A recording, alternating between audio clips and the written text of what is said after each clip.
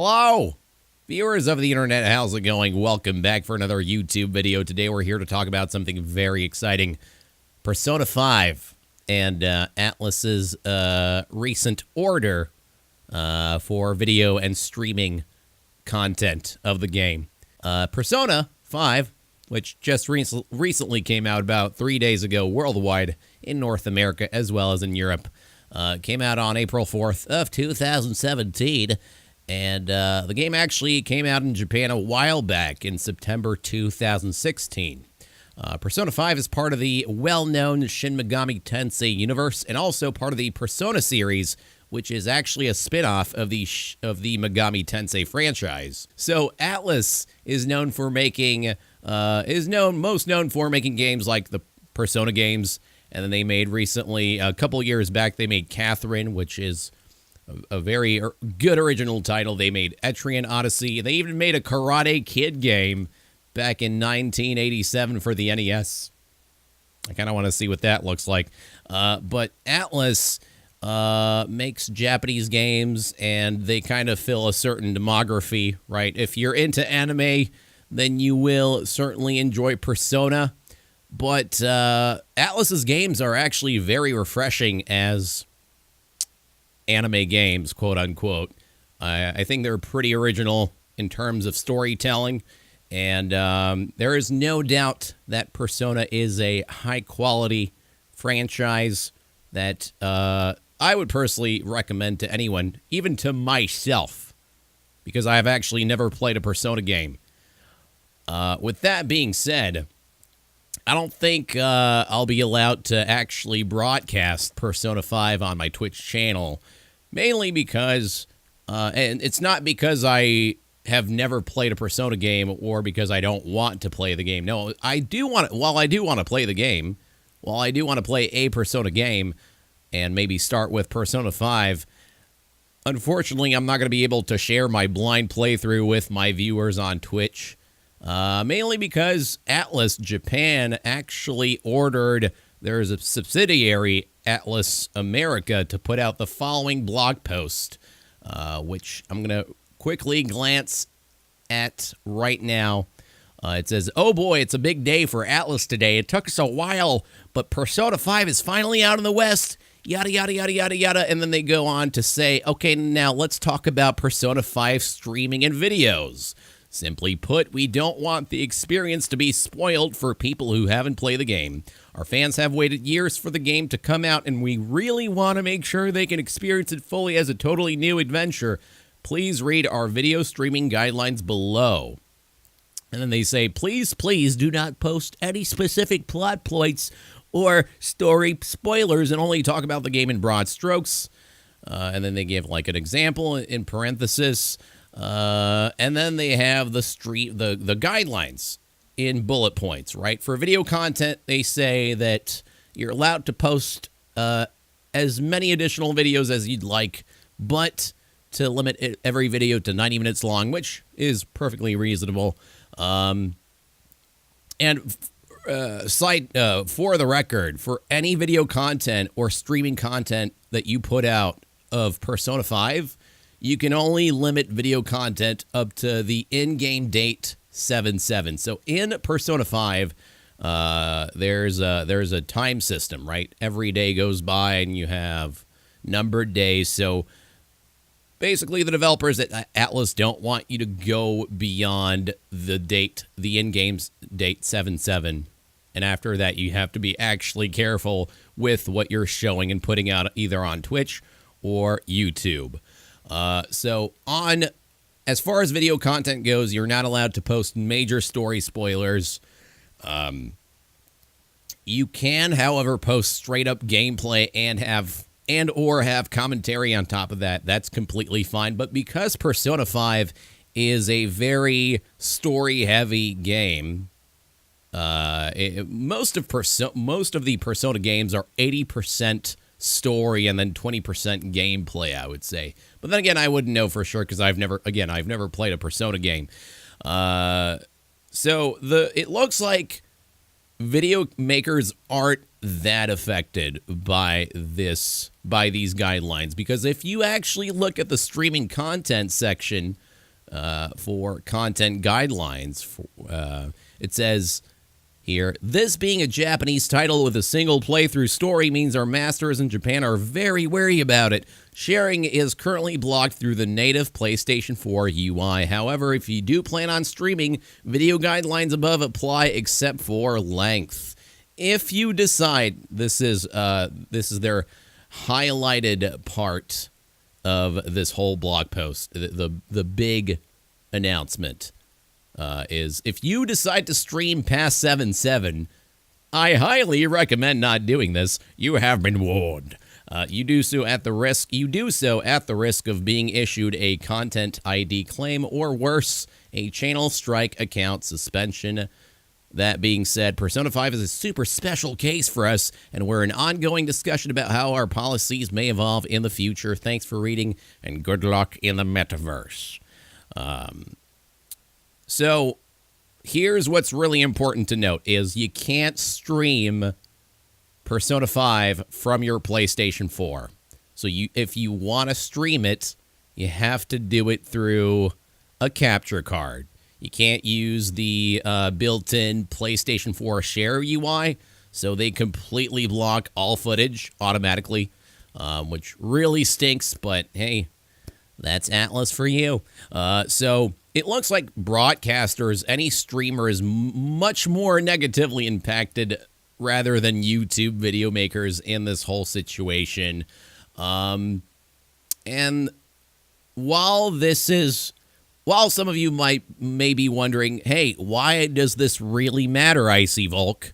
If a company wants to restrict content from, if a company decides to restrict their game from being shown on different media platforms, why does this even matter? Well, here's the special thing about this whole ordeal is this blog post was posted a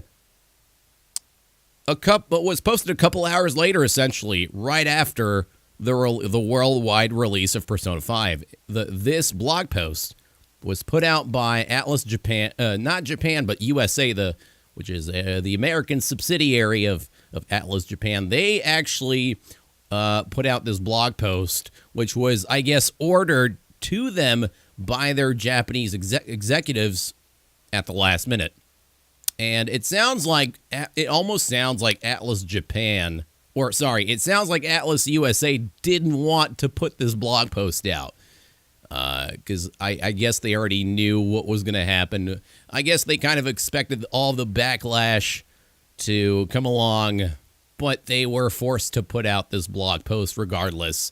Especially, I mean, with the last line there in the blog post that says, that being said, Persona 5 is a super special case for us, and we're in ongoing discussion about how our policies may evolve in the future. That line sounds like PR speak for, hey, don't be mad at us. We really, really empathize with all of you video or streaming content creators, but this isn't a decision we made.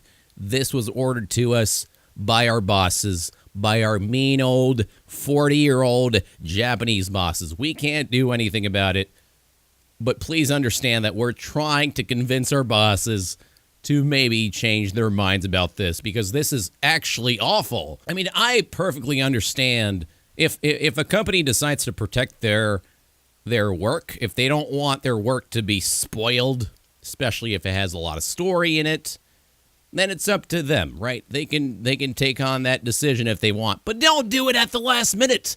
Don't do it the day after the release of the game. Atlus Japan should have alerted content creators much earlier about this rather than posting it right after the release. It's very unprofessional, and I feel like Atlus Japan really put itself in a worse situation because of this late announcement. YouTube commenters and Twitter users are even spoiling the game on purpose because of this. See the Streisand effect if you want to understand how this shit works. Really, if people are angry about something like this, they're going to purposely ruin the company's day, right? They will do it. There are multiple websites that are not afraid to do this kind of stuff, and they will retaliate. Now, in my honest opinion, streaming and recording the entire content of a single game can hurt the sales of the game to a minimum, to a certain degree. Yes, it can hurt sales, and I can understand the mindset of these Japanese developers that decide to control the content that is being put out on media platforms, right? But overall, putting out the entire content of a game also provides better sales. Overall, I don't think just because your game is story heavy doesn't necessarily mean that most people aren't going to go out to buy your game. No. Maybe in the contrary, they'll be more interested, right? Some people actually don't mind being spoiled. For some reason, everyone thinks that no one wants to be spoiled, but no, that's not true. And if a viewer, seriously, I feel bad for live streamers in this whole situation, and I understand. I feel for them because I'm a broadcaster myself on Twitch, and I would have I kind of wanted to play Persona 5 eventually down the line, but because of this stringent attitude coming from Atlus, I really don't feel like supporting their content, even though their content might be great. I mean, I've played Catherine, for hell's sake, for God's sake. Hell's sake? God's sake? I don't even know anymore. But I played Catherine, and that game was absolutely lovely. And I did a full playthrough of it, actually. I don't remember if I did monetize my series or whether or not it was approved for monetization, but that's not the point. Atlus makes quality games. It's just a shame that they're thinking like old people, right? They somehow think that the internet and promoting their content on media platforms is going to, for some reason, they have a weird mindset, right? Japan is known for being behind as far as media marketing goes, right? Versus the Western culture, which actually promotes and supports broadcasters and content creators that support their games, right? Japanese games also, Japan is notorious for being stringent and serious about the video content of their games that is put out on media platforms. Nintendo, Sega, even Square Enix are some examples of companies that are very wary of their content being put out, and they also really, they don't want to let the content creators and streamers benefit out of that. Meanwhile, the West promotes content creation of their games to go as far as to give them free keys or to promote them in return, maybe even allow their content to be monetized. It's a whole different culture here. Now, to be honest, I really do not understand what the point is in controlling the content that is being put out as far as spoilers go, right? Persona 5, again, is a very story-heavy game, but what I don't understand is why even try to control the content that is being put out to the point that you can't even show animated cutscenes or major story plot points of the game. What is the point of actually preventing content creators from showing that? I mean, it's if a viewer if a YouTube or a Twitch viewer decides to view an entire playthrough of a story-heavy game, it is in their entire responsibility because they're the ones watching the person, knowing that the game is story-heavy, right? After a couple minutes, they understand the genre and the premise of the game, right? And how it's built as far as game progression goes, and whether or not it's gameplay heavy or story heavy. So, if a viewer decides to tune on a stream or on a video playthrough of a video game that's been recently released, it is in their responsibility because they're the ones subjecting themselves to spoilers, and oftentimes content creators will warn the audience about possible spoilers in advance. But, certain viewers don't mind actually spoiling stories for themselves about games that they've never even played and are planning to play them. I even look at spoilers sometimes. I will not hide and say that I don't do that sometimes, because I do, and I like knowing stuff about a video game or a TV series in advance, even if I hadn't seen it before or played the game before, right? Some people are okay with doing that, and it's kind of weird to control that aspect of video game content, right? How can you restrict content creators to the point that they have to fragment every single part of the game, right? I mean, I really feel like broadcasters are the ones that are being screwed over here. And it's too bad that a lot of them are getting DMCA strikes easily from Atlus, because that's been happening. And not everyone's getting DMCA strikes, weirdly enough. Not every broadcaster is getting their content blocked. But despite this being an unfair situation, I personally think streamers also need to be very careful about whether or not they decide to continue streaming the game as a form of protest, because I know a bunch of broadcasters are doing it on purpose. And Japanese companies like Atlus will not hesitate to strike down your Twitch channel. So I think the best thing to do right now is to honestly stop playing the game and stop talking about it altogether, right? Don't support the company. If they're going to be, if they don't want to let you support the game, then don't support them back. That's the best form of protest possible. But it sounds like maybe in the future, Atlus will reconsider their policies as far as showing video content of their games go.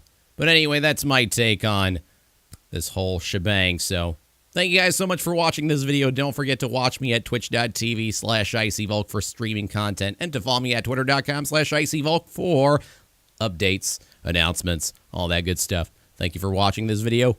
I'll see you around the internet. Till next time. Bye-bye.